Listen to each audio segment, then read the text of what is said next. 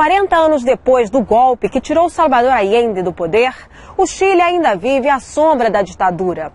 A Constituição, aprovada durante a era Pinochet, por exemplo, continua em vigor. E há poucos meses das eleições presidenciais, o país está dividido.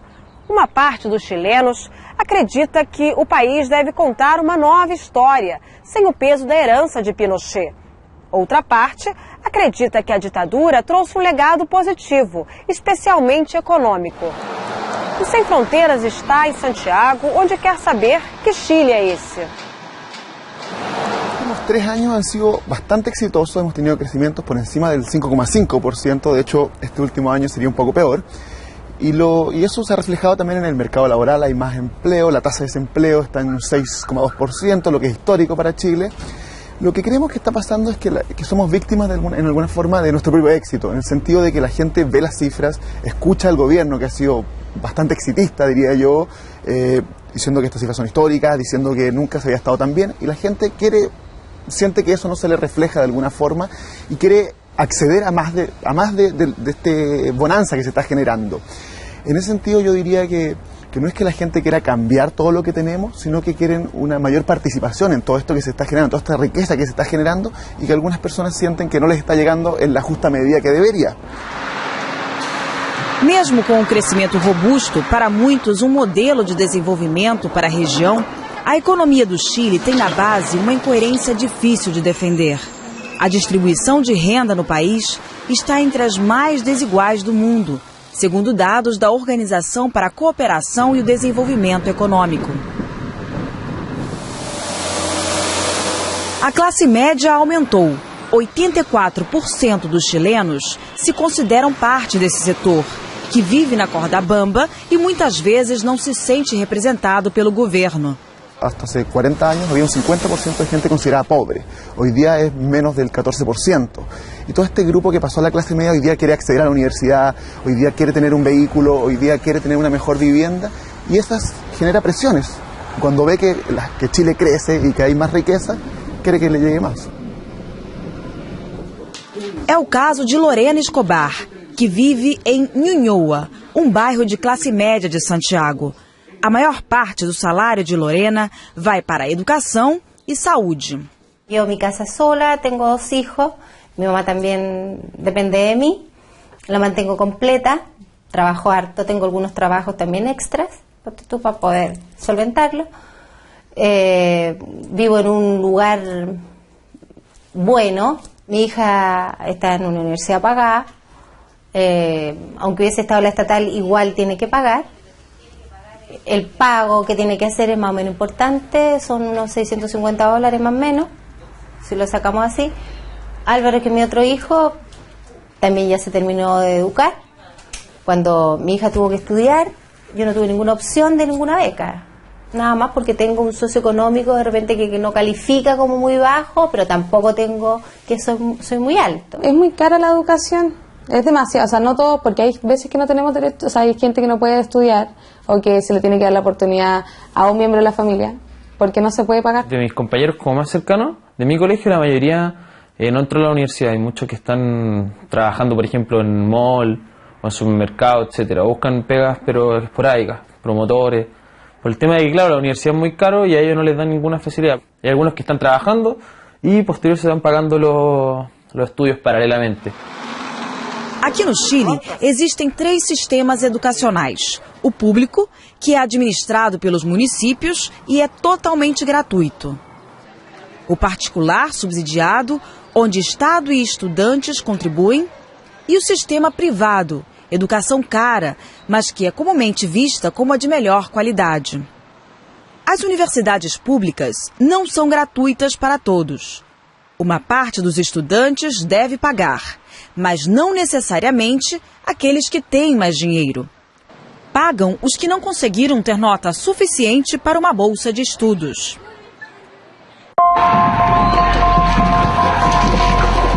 Diante desse quadro, a reforma educacional é a grande demanda das ruas. Desde 2006, estudantes do ensino médio e universitários organizam protestos para pedir mudanças. No último dia 5 de setembro, A poucos dias do aniversário de 40 anos do golpe de Pinochet, 80 mil pessoas voltaram à Praça Itália, no coração de Santiago. Alguns dias antes, no mesmo local, encontramos Moisés Paredes, líder dos estudantes do ensino médio e um dos organizadores dessa manifestação. La OCDE a nosotros como país nos tiene en el segundo país más segregado en la educación del mundo, porque existen colegios para ricos, existen colegios para pobres y no se entiende la educación como un punto de trascendencia social, en donde pudiera encontrarse el hijo del rico y el hijo del pobre y en esa convivencia mutua se generaran los nuevos ciudadanos. La diferencia entre la educación particular, aquellos que pueden pagar por calidad y aquellos que no tienen el dinero, se nota al momento de cuando se rinde una prueba estandarizada para entrar a la universidad, que es la prueba de selección o PSU, que lamentablemente segrega a los estudiantes de colegios públicos porque no tienen buenos resultados debido a que en sus 12 años de escolaridad no tuvieron una buena educación, y eso termina por tener a aquellos estudiantes que vienen de los colegios pagados en las universidades públicas, que son gratuitas y que obtienen becas, y aquellos estudiantes que necesitan verdaderamente esas becas, que necesitan verdaderamente que el Estado les financie la educación, en universidades privadas que cobran créditos verdaderamente usureros. Si yo vengo de un colegio municipal donde no pago nada y quiero ingresar a la universidad, pero no logro ingresar a una universidad pública y sí a una privada, yo pido un préstamo. Esa fue la única ganada concreta que hubo el año 2011, que se eliminó la banca privada del crédito para pagar la universidad, y hoy en día existe solamente el crédito con aval del Estado, que aún así te cobra un interés de un 2%. Se pagan aproximadamente durante 30 años. Una carrera que dura 5 años, con un valor total de 10 millones, terminas pagando aproximadamente 30 millones de pesos. Evidentemente que no hay movilidad social si terminas pagando 25 años una universidad, te titulas a los 25, a los 50 años terminas de pagar una universidad que te sale lo mismo que una casa, con una familia o un estudiante que termina su educación ya con una deuda considerable que te va a marcar y la vas a tener durante toda tu vida. Si yo termino de estudiar la universidad, mi carrera, a los 25 años, yo voy a terminar de pagar mi carrera a los 55. Exacto. Pero eso ustedes ven como un logro. No lo vemos como un logro, evidentemente nosotros entendemos que a lo mejor un avance, porque antes el porcentaje de interés que te cobraban con esos créditos era mucho mayor. Donde un país que tenía en el año 73 75% de sus hijos e hijas estudiando en la escuela pública, hoy día tiene un 32-33%. Entonces esa fue la gran revolución neoliberal en todos los planos que hizo la dictadura. Y de esa revolución neoliberal hemos corregido cosas, los gobiernos democráticos han corregido cosas, pero no han superado ese principio de lo público por encima del mercado. El país sigue siendo un país que está dividido entre quienes quieren preservar el orden económico implantado durante la dictadura y para eso tienen um modelo político que lo respalda, e quienes querem transformá-lo. E não são só os estudantes que organizam manifestações.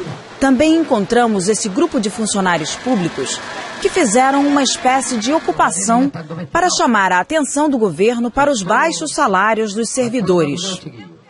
Nosotros estamos en las orillas del río Mapocho y nosotros nos vinimos acá, somos trabajadores de Correo Chile, una empresa del Estado, y estábamos en un proceso de huelga y decidimos venirnos acá para presionar y tener una salida al conflicto que nosotros estábamos teniendo. Decidimos venirnos acá a esta ribera porque los canales no nos cubrían, o sea, nos silenciaron por todos lados y por eso nosotros tuvimos que venir.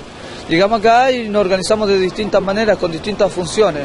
Eso pudo ser posible también porque la gente que pasa por acá, por el puente, solidariza con nosotros y nos deja plata, entonces nos ha permitido alimentarnos, hacer murales que ustedes vieron hace un rato atrás. Entendían que esta desigualdad que vivían los trabajadores del correo era una situación que se veía a lo largo de todo el país.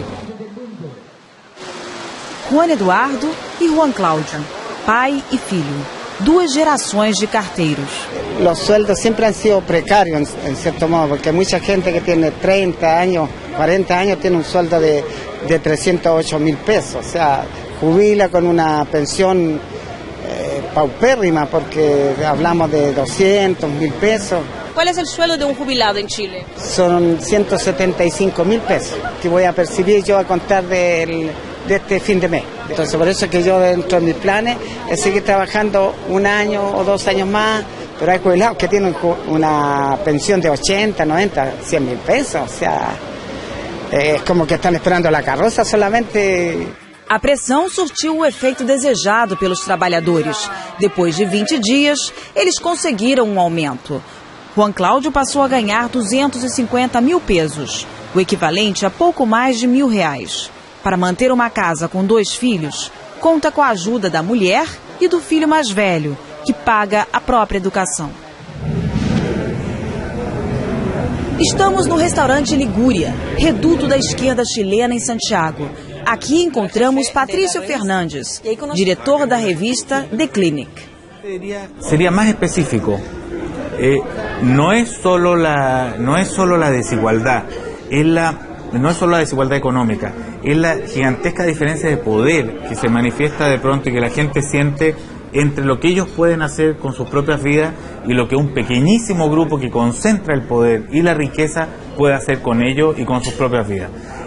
Las marchas que hubo desde el año 2011 en adelante de alguna manera son el grito de una sociedad que quiere decir yo también valgo, yo también tengo algo que decir, yo también tengo opinión y yo junto con otros te la queremos hacer saber a ti que crees que mandas todo.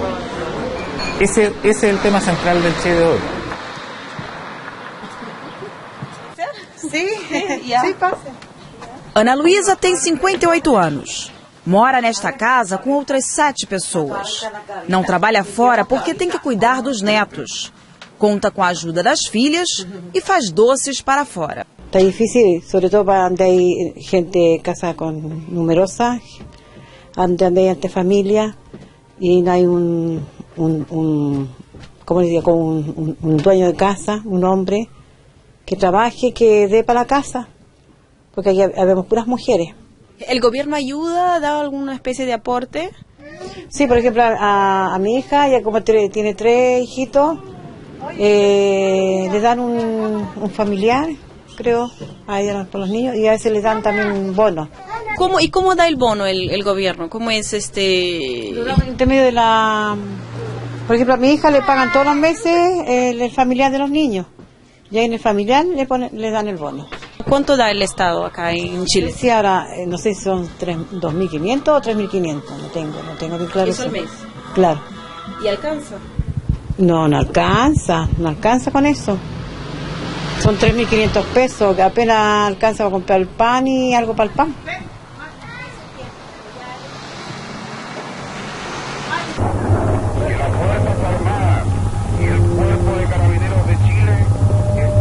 No dia 11 de setembro de 1973, forças golpistas bombardearam o Palácio Presidencial de La Moneda.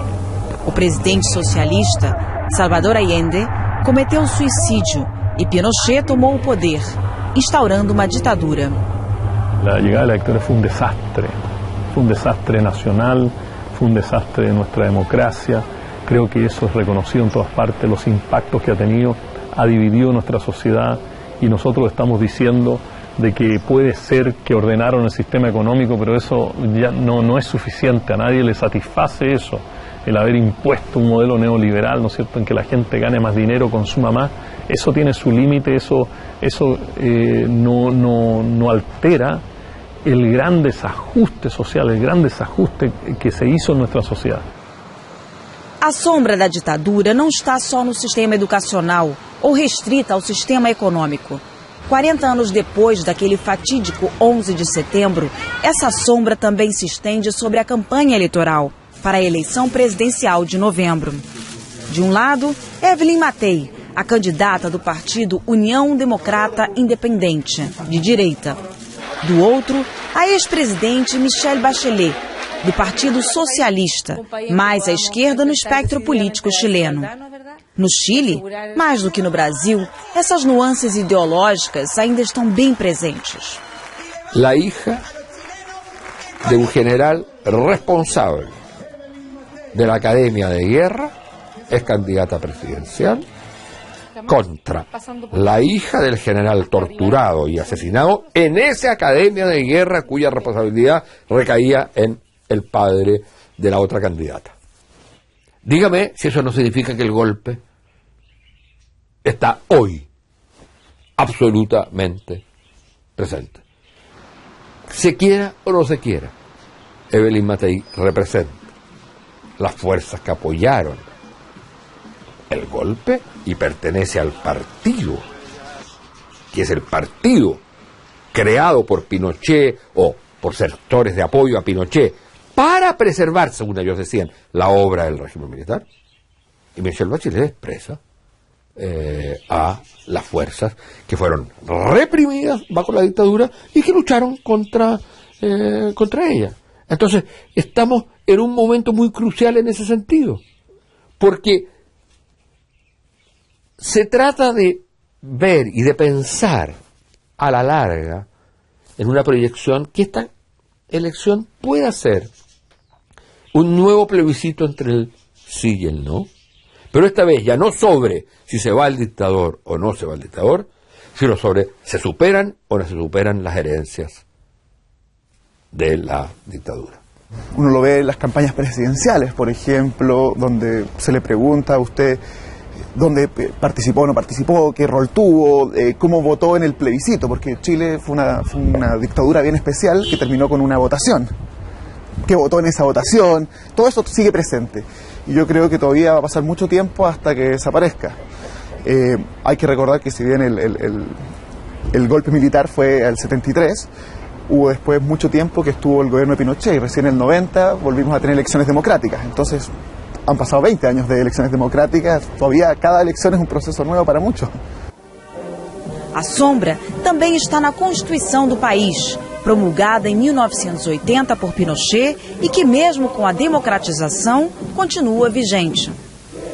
La constitución que tenemos hoy día, si bien es la original de Pinochet, hoy día tiene la firma del presidente Lagos, quien la aceptó, la llevó al Parlamento y que fue aprobada para legitimarla, ¿ok? En ese sentido, si bien es la constitución que viene de los 80, fue revisada y fue aprobada de nuevo, y más aún se le han hecho cambios. No es que uno escucha que hay quórum muy alto para modificarla, pero se le han hecho muchas modificaciones desde su origen, algunas bastante sustanciales, otras menos sustanciales, pero no es una cosa monolítica, no es una cosa que no se pueda cambiar.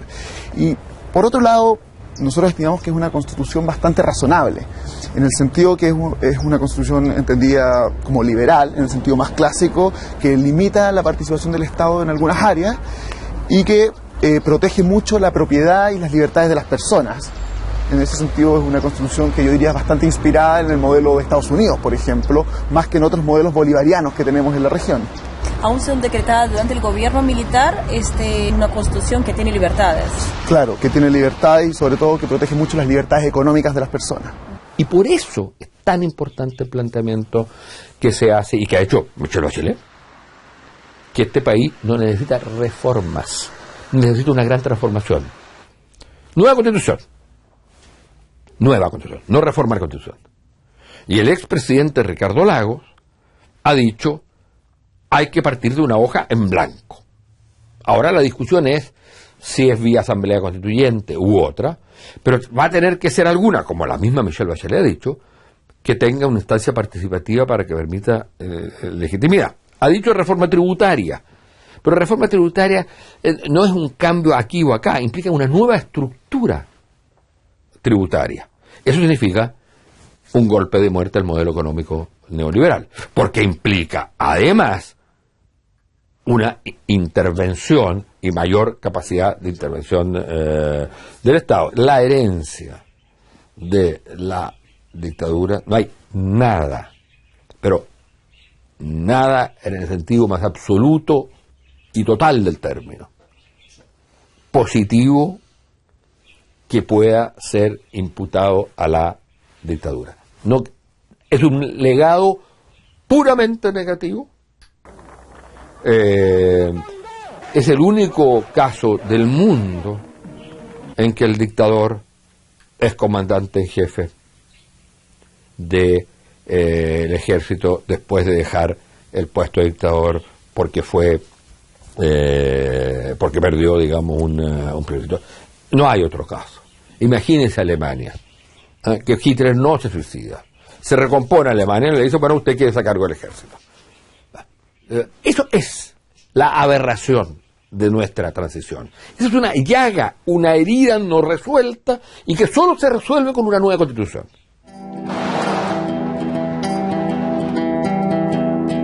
Pero creo que está generándose un consenso bastante grande entre los distintos candidatos de que tiene que haber un cambio en la Constitución. Claro, ellos dejaron esa Constitución con ese modelo económico porque se alimentan. La institucionalidad alimenta al establishment, alimenta a lo económico, y lo económico alimenta a lo institucional. ¿Y por qué hasta ahora no han podido cambiar la Constitución? Porque yo creo que no han habido grandes compromisos para hacerlo. Yo creo que ahora se ha generado, a partir de los últimos 3-4 años, un movimiento mucho más sólido en que los actores sociales se sienten mucho más fuertes para entrar en un diálogo sobre esos temas y hacer estos cambios que son tan necesarios.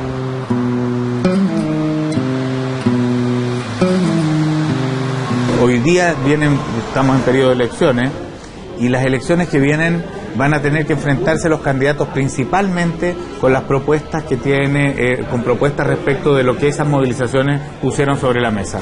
Educación convertida principalmente en una posibilidad de negocio o educación convertida en un derecho de todos los jóvenes que viven en Chile.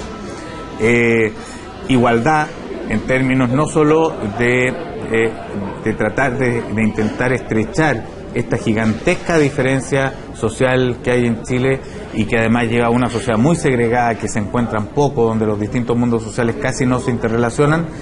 Esto atenuado o esto sencillamente considerado como un camino de desarrollo. Esas son las preguntas que se está haciendo Chile hoy día, junto con la discusión de incluso de una nueva constitución que vuelva a presentar un nuevo acuerdo entre los chilenos. Eso hace de esta elección una elección muy nueva. Esta elección no repite, digamos, lo que veníamos viviendo en los últimos 20 años.